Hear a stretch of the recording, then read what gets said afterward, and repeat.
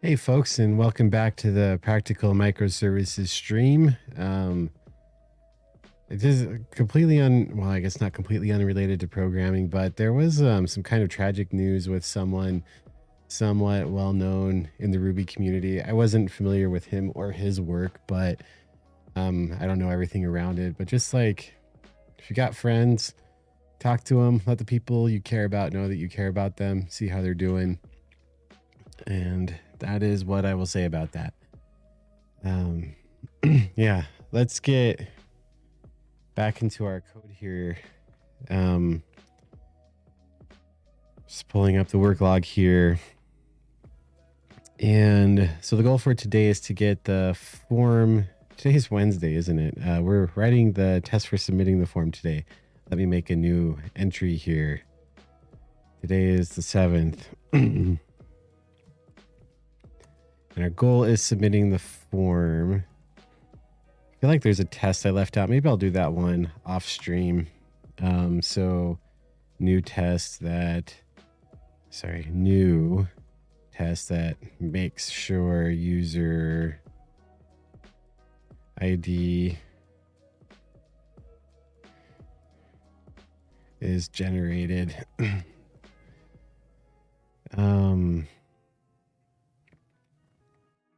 Sorry. Okay. Yeah. So I note to myself, we have this test for the new action that just gets the path. And if it doesn't crash, it's fine. But I'd also like to know that it put that hidden value in place. And that's purely Rails stuff. So I'm not going to worry about doing that on the stream here right now or anytime, I suppose. Oh, that's neat. I can scroll and inside the Vim window, it picks it up. Neat. All right. So that means that we want to now receive this form, and this is where we're going to hit our first event-tied integration. I'm really excited for this. Going to have to code it up first as, like, there's going to be a test in Rails and figure out how to make sure we're receiving the payload in the controller action. But then we get to start figuring where we're going to put various things. So I am going to make a copy of this new test that we have right here. And where is that? That's going to be down here in our tests. I don't like how long.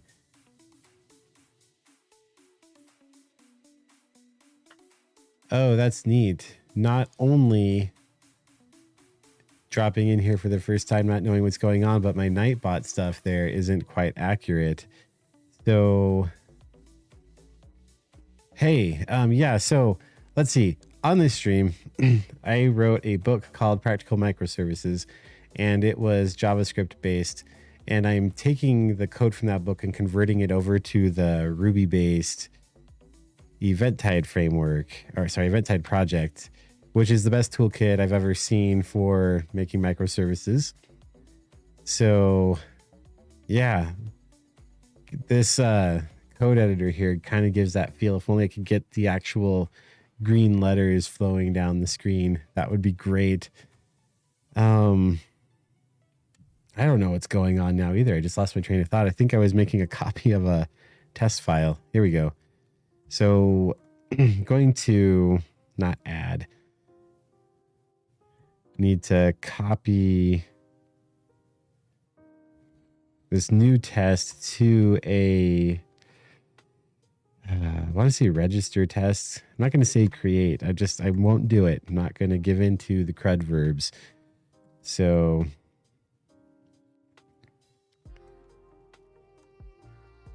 welcome to the stream, by the way. I'm not sure how you would say your name. Resp. Anyway, yeah, I stream about coding microservice-based projects, and we are at a point, just Dusan. Okay, right on.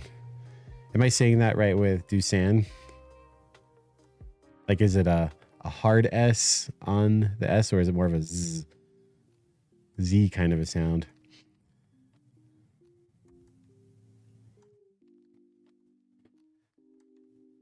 And I guess, Dusan, are you a programmer yourself? So Like, is coding brand new, or is it just this particular project that we're working on that's new?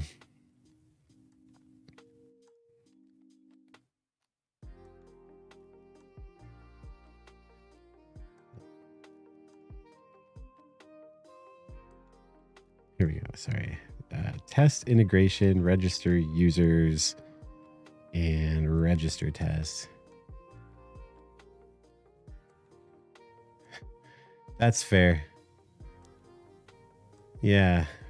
Not a programmer. Okay.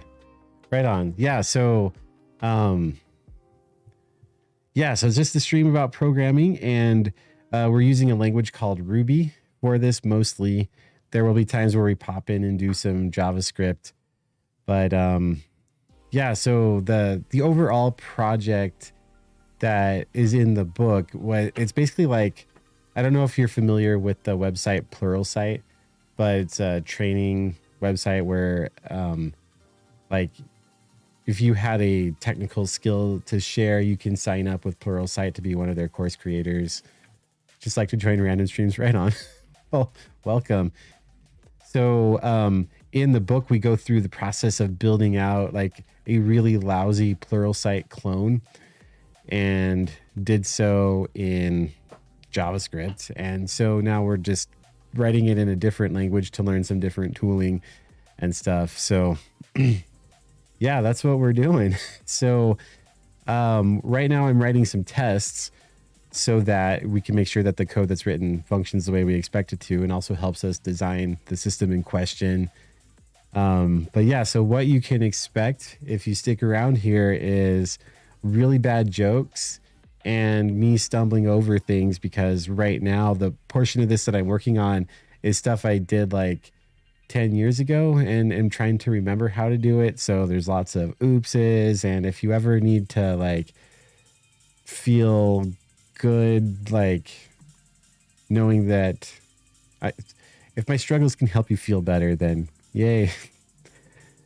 So let's see here. This is a test for registering a user. So this is when like someone shows up at the website and actually types in their information. You can see the amazing design work here. So like you just see that page and you're like, wow, that's so good. Obviously a designer was paid lots of money to do that. So just writing the code that when you type in a user or an email and a password and hit register, it's the code that deals with that. And I would like to make sure that works properly. So when someone clicks that button, I am looking to see that a, what's it called? It would be a register command is being written. Oh boy, I just closed that file. Let's try opening that again. There we go. That is the wrong one. In fact, that's the correct one. Okay. A command being, there's ways that computer systems can communicate with each other. We're doing an approach called, you're never going to know what it means. Yeah. There's a way that computers can communicate with each other called message passing. And it's almost kind of like, suppose like you went to, like, I don't know if college campuses still have this. It's been a while since I've been at one, but like there were these pin boards where if you had like an apartment contract you wanted to sublease or something, or like you were trying to get a ride to some other city, you could just post on that board. And so you can just post that and whoever walks by can see it. And so you don't have to be there to directly talk to the person who's reading your card. And you can also read other people's cards without having to be directly there. And so it's getting computers to talk to each other that way, instead of like when you type in something in a browser. Fair enough. When you type something in a browser, your browser directly calls out to some other server and gets a response. And so that means that both things have to be working at the same time, and that can lead to some problems. But anyway, so I don't actually know how to write this test, so we're going to learn how to do that. This is called a Rails integration test, I believe. Ruby on Rails is the collection of Ruby code that makes it possible to build a web server. It's a great tool for the right kind of project. So, what helpers? This is the life of computer programming. You read lots of stuff that tells you how to do things that you used to know how to do, but you forgot. Great. Yep. Creating an articles integration. Okay, cool. So we have to get the form and make sure that it worked, and then we can post to it with parameters that we can hand tune. Nice. Okay. Well, that works for me. We can do that. I'm going to grab, this is the other thing about doing computer programming. You spend a lot of time copying and pasting code that you find on the internet and then modifying it to match what you actually want. So we want to get the register path and assert that that worked. I'm going to comment out all of this stuff, which makes it like it isn't there. And why is that? I always hit an extra J when I do that. And we can run this test now. So test, integration, register users, register test. You and hopped on Twitch, but I didn't expect to be so confused. What is MH for you? I'm not familiar with that game. I'm pretty behind on games. Like, I don't know. I like 7 Days to Die. That one's fun, and Oxygen Not Included.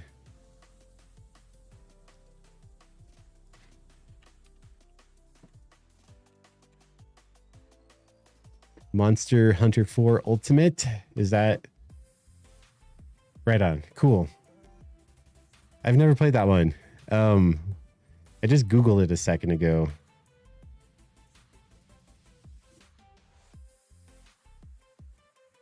What do you do in it? I'm guessing you hunt monsters. Probably.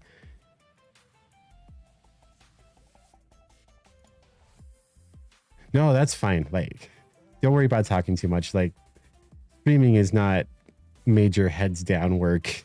So it's all good. What is what kind of a game is it? Can't tell from the little screenshots that I'm seeing in this browser window on the Nintendo website of all places.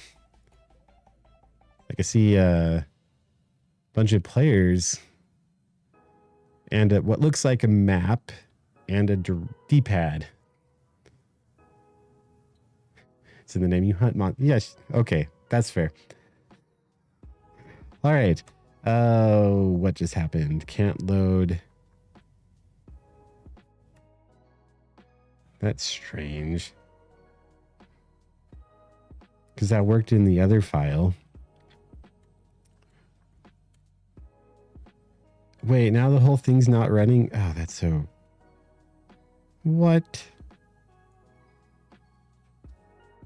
Yesterday, that exact thing that I was doing worked. And I've got the recording to prove it. Let's see here. New tests. Oh, I didn't want to close the one file I was looking at. So let's see. Test. Get this registration test back. No, it's register. Come on, son. There we go. Why is the test helper not loading all of a sudden? Cannot load such file, test helper. Did I delete said file? That would be silly, wouldn't it? Come over here, test helper. It's right there. Oh my dear goodness. Let's see. Rails integration test can't find test helper. Oh, here's an article from 2011.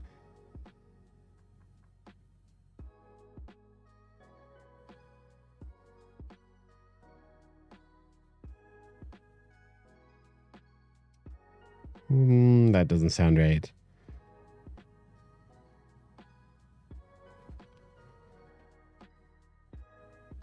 What on earth would have changed here? What version of Ruby am I running? 3.1.2. That seems correct. Oh.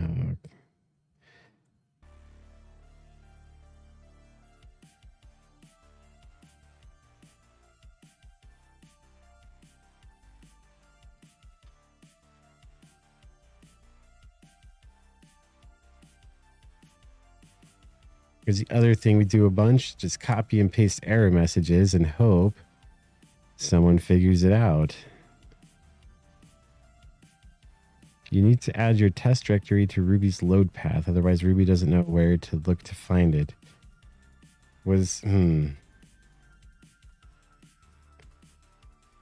History, grep, new test.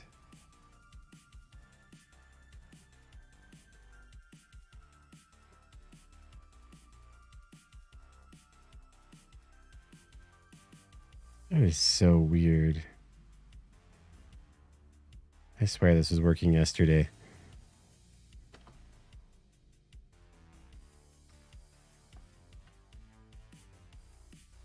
If I bundle exec it. Bundle exec. Ruby test. Integration, register users, register test. Still can't find it. What on earth would have changed between yesterday and today? If I go up loads of times here. Oh, duh. Okay, yeah, sorry. I wasn't running the file directly. Rails test integration. Hey, there we go. All right. What just happened? Did I back? Oh my goodness. I would love to claim that I was a skilled hacker, but today I am failing to even navigate this text editor. All right, so let's post to register path with some params here, and this would be register user. I'm pretty sure because that is what we named this variable here in the controller action, it's called. So when a request comes in from the outside world, that's the code that gets executed. And the parameters that we would want to pass there would match the ones that we have over here. And here's where one of our first integration points with this event-tied framework would come into play, because we want to send a value for an ID here in our test, but we don't want the test to have to come up with what it looks like. That should be the other component. And same thing with an email. I mean, we know what emails look like, but the component should be able to give us examples of what those look like. And then the other point that we would want here is a password. So I'm just going to type example there again. This will fail because currently we don't have a controller that can handle the form submission. But the test, okay, good. There, it broke. The action create could not be found. That's what we expect. So we'd have to come here and add this form action here. And I'll just leave the code the same for right now, because what we need to get to is we expect this to write a certain thing. And I don't even know how to write that assertion right now. So, I mean, I know how to write an assert. I think if I write assert true, does that do something? Does it give me an extra dot?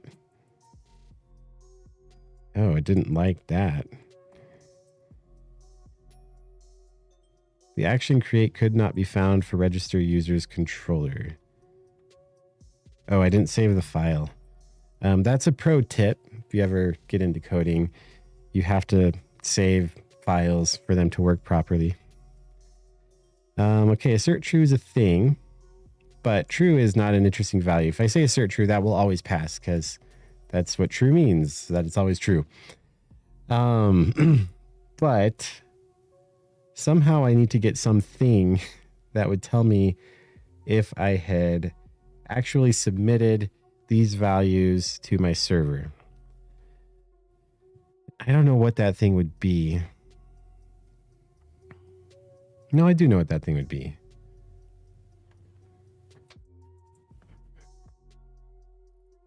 Pretty much, yeah. If true is somehow got changed to false, one way to find out. Yeah. It's a fun question, and I'm seriously like thinking through this. Seriously, what would happen if suddenly in a computer one meant false and zero meant true, and all of the programs that are built to assume it's the other way, like what kind of catastrophe could that cause? Like it won't ever happen, but suppose it did.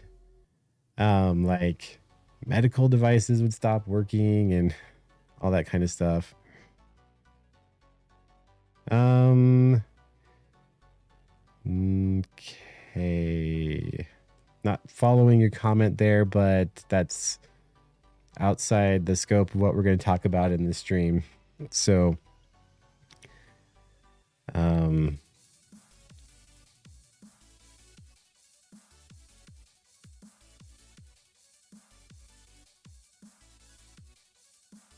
anyway, all right.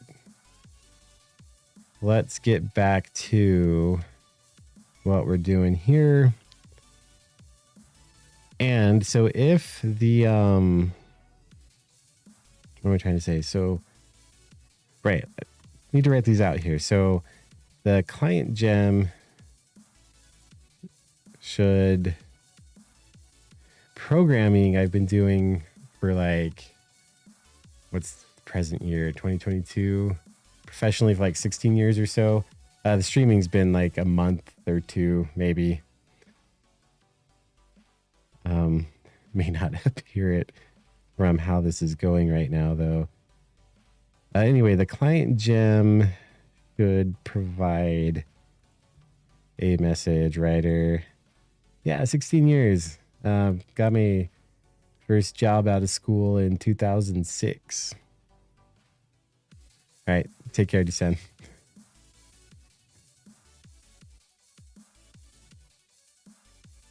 All right, so the client gem should provide a message writer, and the controller action needs to get access to that message writer. Oh, but controllers don't follow the doctrine of useful objects. So, like, even if we could try it though. Why don't we just try it and see? No, because configure would never get called, would it? Yeah, I was thinking that we could, on our controller, pull in the dependency gem. I don't actually know when Rails instantiates controllers, which is one of my principal beefs with Rails, that you have these mystery objects that you can't just use however you want to use them. But we could put in something here that's like, I guess we would call it a register, and that would be an instance of identity client commands register. If we could do the dependency macro, which I don't think we can do, because there would never be the moment where we could instantiate it. So somehow this controller would, because I just want to test this. I want to make sure that we're actually writing the correct kind of a command to the message store. So if the controller action instantiates it itself, it could do this. Not saying it's a good idea, just that it could do it.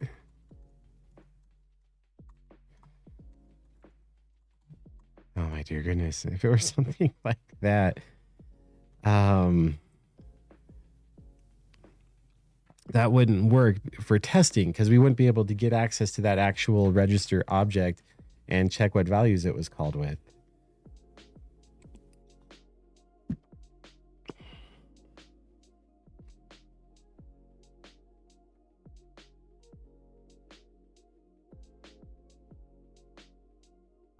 Wait, that's not how it works anyway. Well, right? Because when we put the register thing on there, when it's instantiated, the dependency macro ends up making an instance of a substitute writer on there. And so there is an actual instance on the object. We don't have access to said object. So it's like we've got to create something out of band that the controller can get access to and that we can also get access to in the test. Like, so setting something up in the global namespace, which starts to feel like maybe a singleton, but I do not like the singleton pattern. Because it's supposed to be for when you must have exactly one of something in a program's lifecycle. And I mean, technically we would only need one of these, but it's an overuse of the pattern. Now there may be some atrocities that we have to commit to conform to Rails here. And I may be barking up the wrong tree for how to even test this in the first place.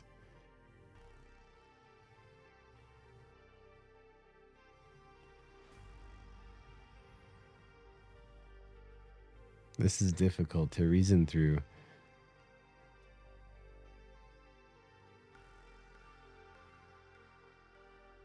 Does Rails create a new instance of a controller class every time that endpoint is hit?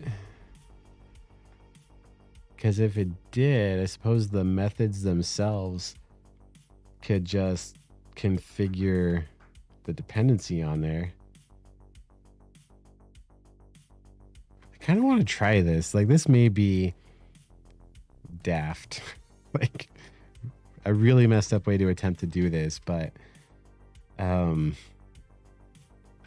let's just try and see what happens. So if we were to run this, we'll get an error because there is no dependency macro in here.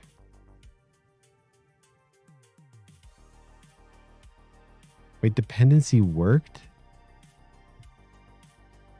Or maybe it evaluates the arguments before it actually tries to call the thing. Dependency can be called without a parameter. So if that works, that means Rails already has something called dependency. Okay. Oof, okay. There is. Okay, we're good. So then the first step to get that line to work is the identity client. We need to actually flesh that out at this point. So look at that identity component here. Oh, what is it that makes the window get bold like that? Identity component. Progress. Because now the Tmux window says something. What is our git status? What? I've got uncommitted code in here? That's embarrassing. This is probably from a while ago too. Oh, a bunch of untracked files. So we have a bunch of controls and password hashes. Might be good to have an actual password control, because I want the example data for this to come from this thing and not from the Rails application. So I need to make a note of this before I forget what's going on. So flesh out identity client. I want a password control.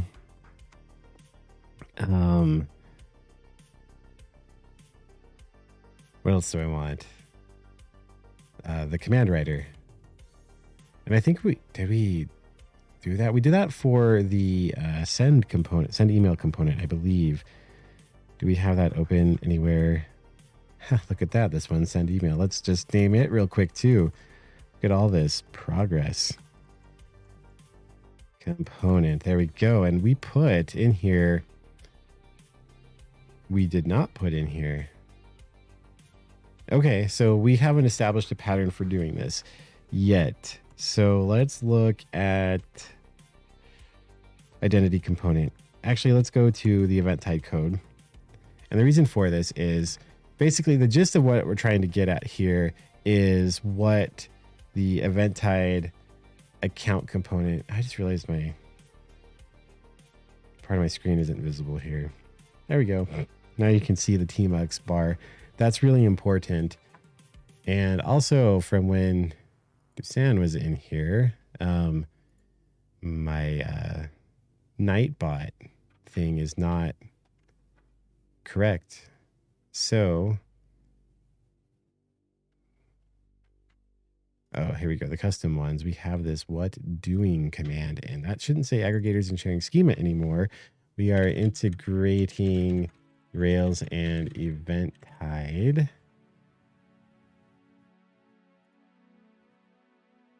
Yeah, that's a slightly different wording of what's in the little gray bar in the lower left. All right. So let's see here. In the account component lib account component commands, there are these 3 files. The one that's just marked command is something that the deposit and withdraw files share in common. So it's basically what these are classes that will make an instance of a command that this component owns and make it so that as a caller, you can just think about what are the specific data points that I need to pass along. And then it will do all the work of constructing a proper message and following metadata and all that needs to be followed, which is some of that is split over here in the commands folder here. And then it will write that to the message store. And in some conversations with folks in the Eventide community, it is not sure if this is the way they would like to do this going forward. Some weird things that I've noticed about this pattern, weird might not be the right word for it, but has been slightly not desirable as a user, is that, sorry.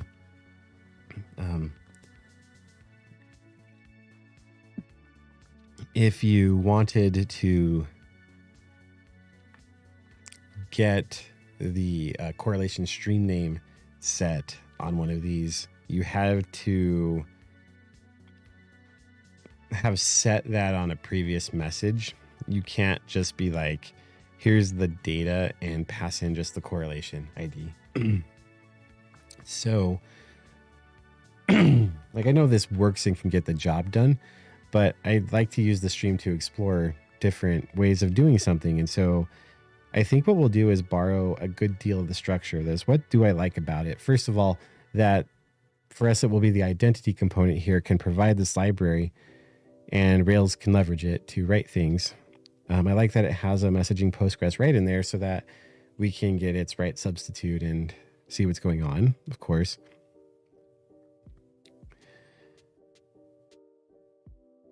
So I guess what would change is instead of this previous message, I mean, that is useful though, because the,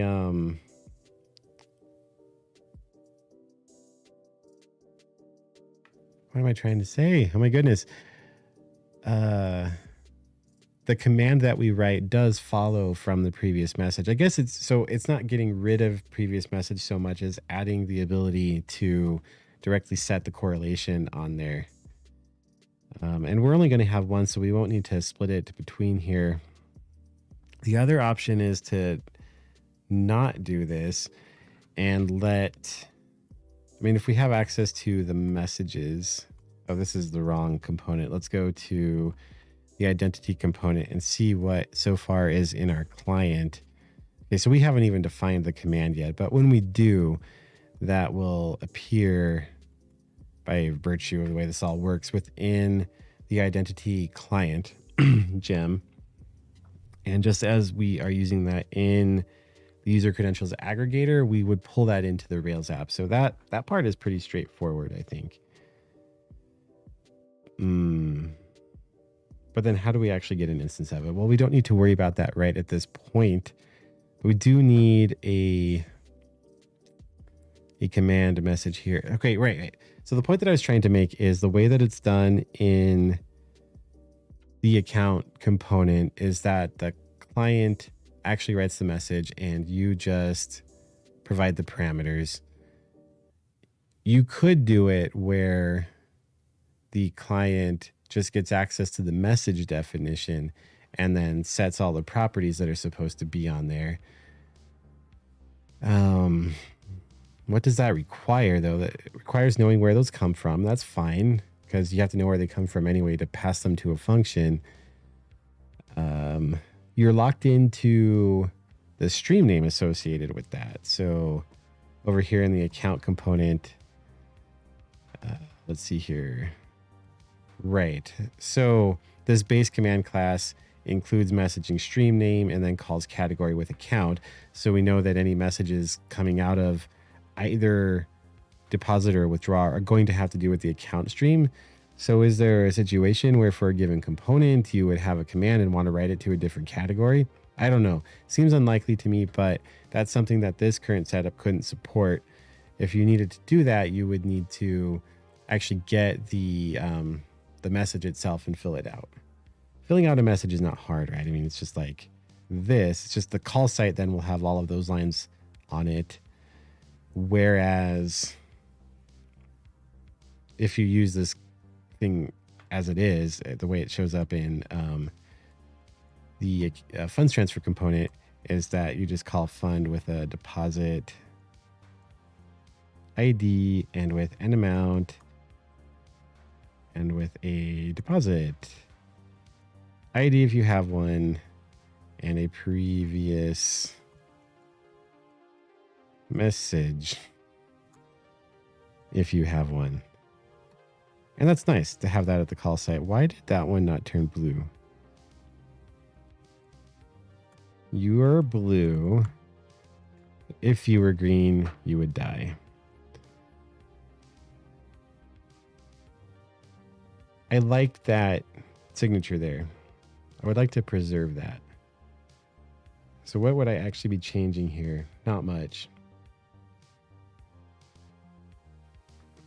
All right, let's do it. We need to, well, first of all, get rid of that line. Get all this code and copy it correctly. And bring this over to the identity component, which, look at me, saying let's grab code right away. We need a test. These are going to be automated tests, of course, and commands is what we would call that. And we are going to have a register command. So let's make that folder. And within there, let's have a look at what the kinds of tests we would have are. So here in the commands, one in deposit. So it's going to do a test where, like standard use case, we write a deposit command. It's going to have one for the optional deposit ID because you may not need to control that deposit ID from the outside. If you don't, we'll generate one for you. That does not apply to our register thing here. Like we are not going to allow a the ID has to come from the application layer here. We're not going to allow the component via this shared client here to generate that itself. And then previous message is just to make sure that all the metadata is followed. In our particular case with the Rails app, there won't be a previous message because it's coming from the application layer. But if some other component needed to call this, you would want to support the previous message. But I guess if there is no actual demand for it, we don't need to include it.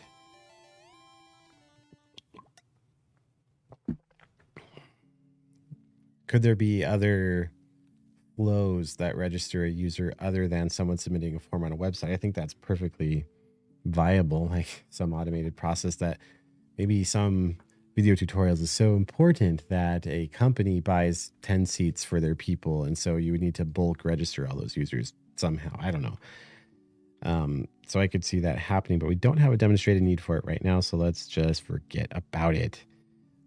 But in the deposit test here, you can see what it does.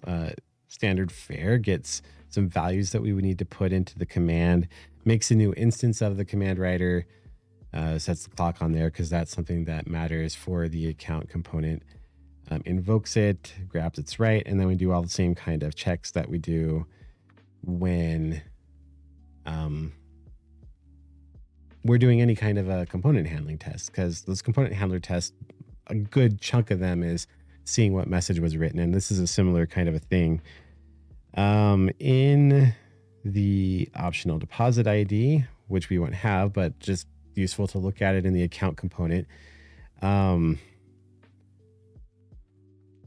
you leave out the ID and then you see that there is one present when it finally does right.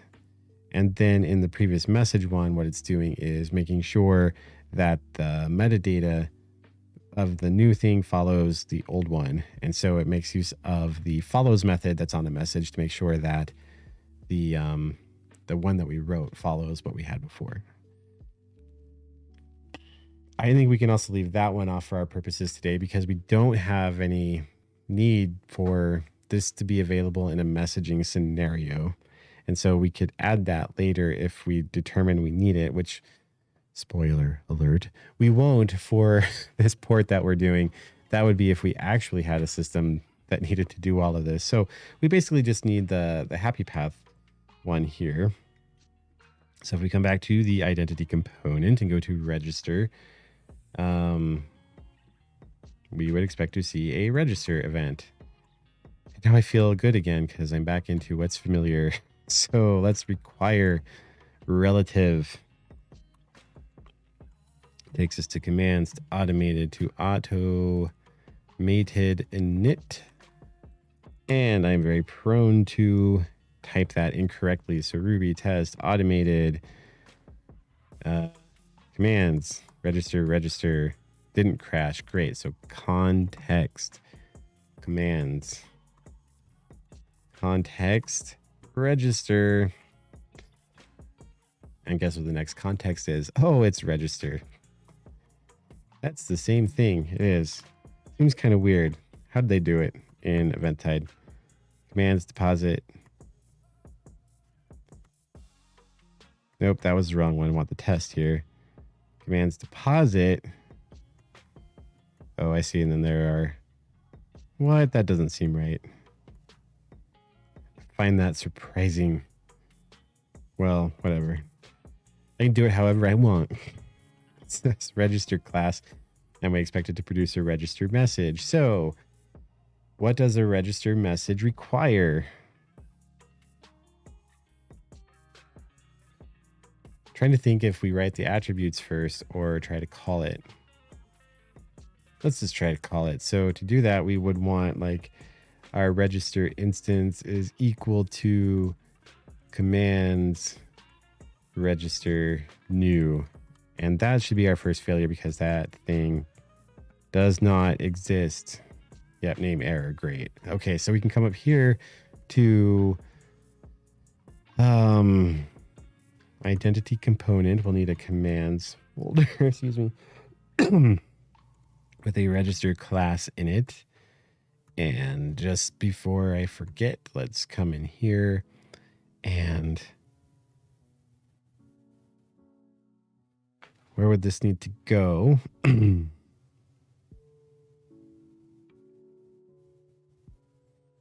does it feel like this is missing something?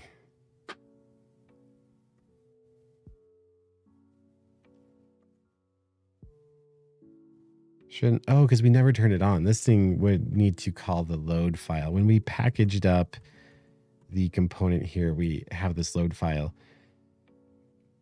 And it would need to require, this would come after the messages because it uses them. It wouldn't have to come after the events, but it would identity component commands register like so.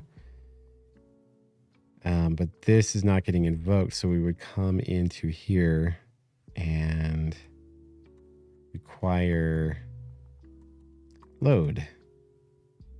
No, it would be identity component load. Identity component, oh my goodness, component load, and we can get rid of those because they would all go into this load file. The reason for the separate load file is so that the gem has a loader for all the things that need to be in the gem. The gem doesn't need like the identity, the projection, and the store. Those are things you typically wouldn't share between components. The handlers obviously wouldn't share those. I say obviously, as if everyone coming to this has such great experience with this that it is self-evident. You wouldn't share handlers because that's not appropriate coupling to put between different pieces of your software system is what it comes down to. But the messages are totally fine because those are the contract that we're sharing there. That's like no different than sharing a Swagger file. What you don't want to share is those specific implementation details, and that's very much what a handler is. So anyway,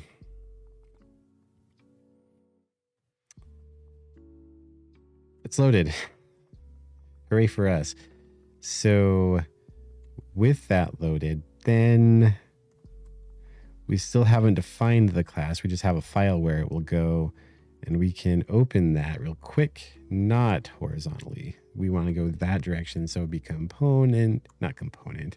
module, identity, component's not loaded. Well, I never in all my life. Module, commands, and this is where we would put class register like so. And now I think the test should pass. And it did. That's good. Okay, so we would then need to invoke this. There is no method call on this class, so it should fail now. Great. So let's add a call to it. Nice. Okay, so now we just need to assert some things. And yeah, the functionality we actually want, we haven't coded it, but these assertions are what will pull that into existence. So let's do a context attributes. And attributes. Well, hang on one second. I'm getting ahead of myself, as I am wont to do.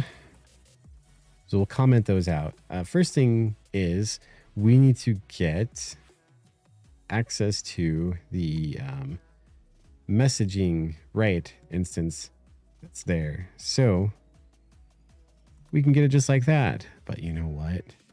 It does not have an instance of that. So we'll have to come in here and say, hey, why don't we add a dependency there?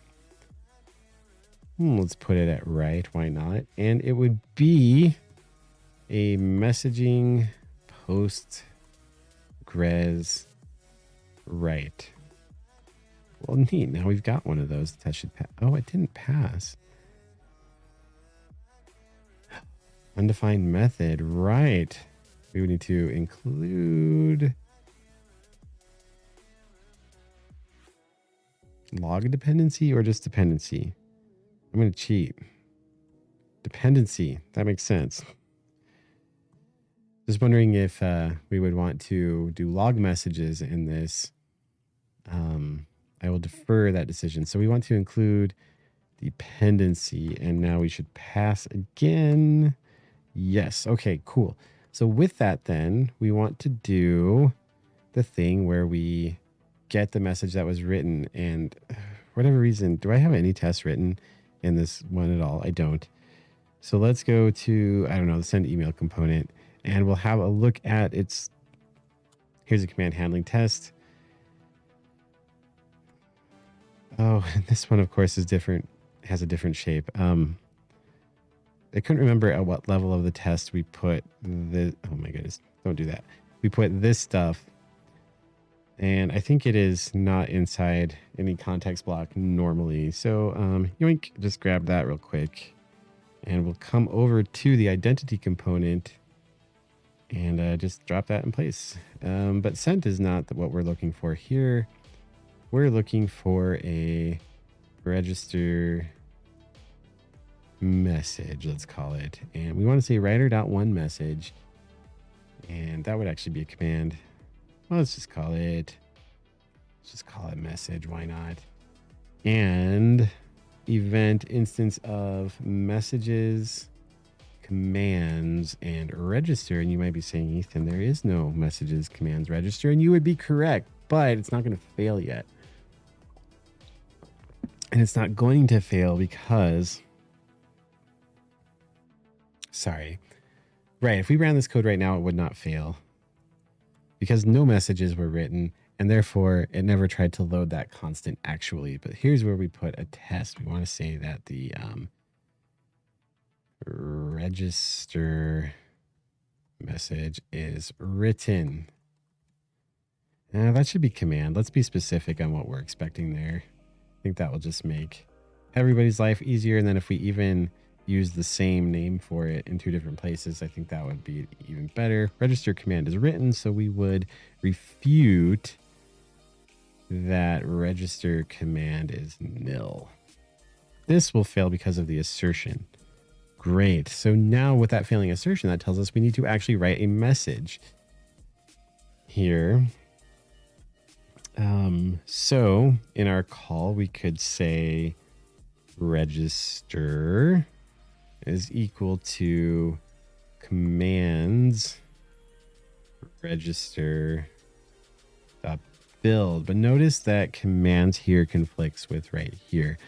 We actually want messages commands register build, and that will fail now because now we're trying to pull that constant into existence. Expect a name error. Indeed, there is no commands under messages, so let's fix that, shall we? First step is let's drop the file in place right here. Right, so this would be a register.rb, and I really need to fix that NeoVim issue. It's probably just updating nerdtree, or maybe stopping to use nerdtree. I don't know. What's the likelihood of me doing that at this point in my life? Want the loader? No, this one, load, because this command does need to make it into the client. So let's copy that line, change the relevant bits. You are commands and you are register. And let's put a line in between there because commands in one paragraph, events in another.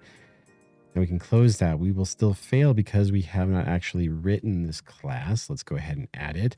Module identity component module messages. And let's capitalize that so that it works.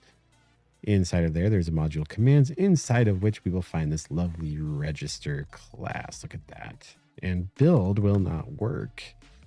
But what is the absolute simplest code that we could use? It would have been to say new instead. Test should pass again. If we can manage to run it because the tmux thing timed out. Sorry, when I said pass, what I meant was it wouldn't give us a name error anymore. Obviously the assertion is still failing because we're not writing anything. So with that, then we could just say, hey, let's write that register to some stream. And that should break because register is not actually an instance of a message class. I forget exactly what the error manifestation is. Something about message type. Oh, no, if I'm wrong. Doesn't implement the transform protocol. So it received an instance of this class and tried to convert it into a message stored data instance, I believe. But to do so, it needs to invoke a transform protocol that does not exist on this class. Shall we add it? Let's do it. Include messaging message. Guess what? Now it has a transform protocol. We should pass the whole test now. Look at that. Good stuff. Okay, so next we would want to make sure that this is written to the correct kind of a stream. Same as we do in a message handling function. So forget the wording. There's just wording that I want to keep consistent across all of these components. Send event is written to the whatever stream. Okay. Written to no, it would be to the identity command stream. Now, categories are themselves streams. And so by this will be written to an identity command dash identifier kind of a stream, but it is also accurate to say it's written to command stream. So I'm not going to worry about changing that language right there. So the way that we tell if it was written to a stream then is we have we'll name a variable written to stream. And then we call, can I remember this? Writer.written, and that has a question mark after it because this is a true or a false question that we're asking. Did you write register command. And did you do so? Let's get the stream name that you would have used for that. And we want to say this works if the stream name is equal to, it would be identity command dash, what would it be? Identity ID. That's a sweet variable name right there. I'm really liking that one. And then we would assert that, we'll just assert written to stream, not steam. I spelled stream incorrectly, like so. There we go. This should fail now because identity ID is not defined. So name error again. Indeed, that's what we got. I'm happy about that. Let me tell you what. Yeah,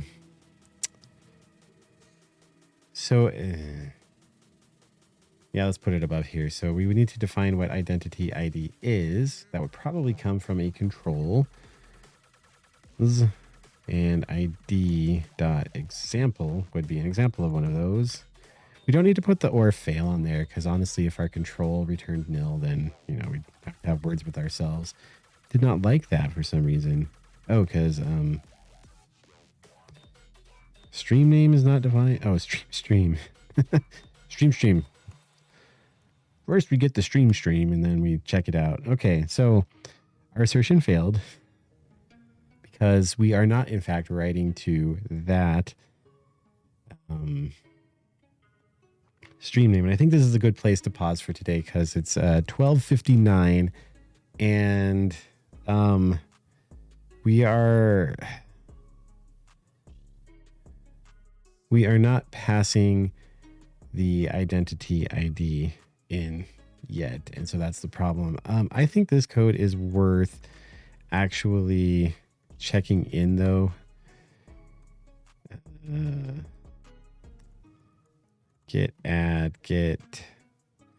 diff cache so we can look at everything. There is a gem spec. Needing white space. That is not good. Is it in this one? No, it is in that one. Look at that. For shame. There we go.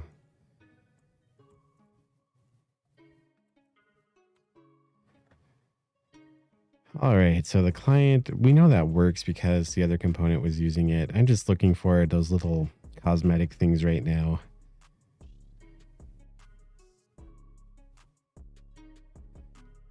That's an example email address.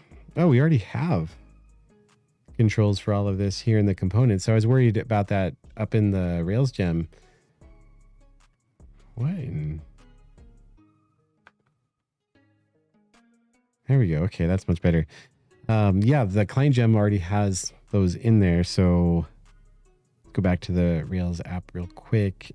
Here in my test, once we have the client gem pulled in here, we can just do what would be identity client controls ID.example. So that's how we can get that in there.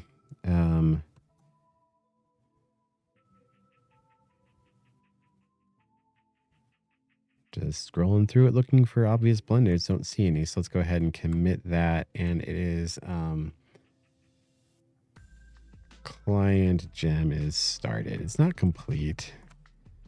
Did I already make a repository for this? I did. Okay, cool. So if you want to see the code, that is just here at code.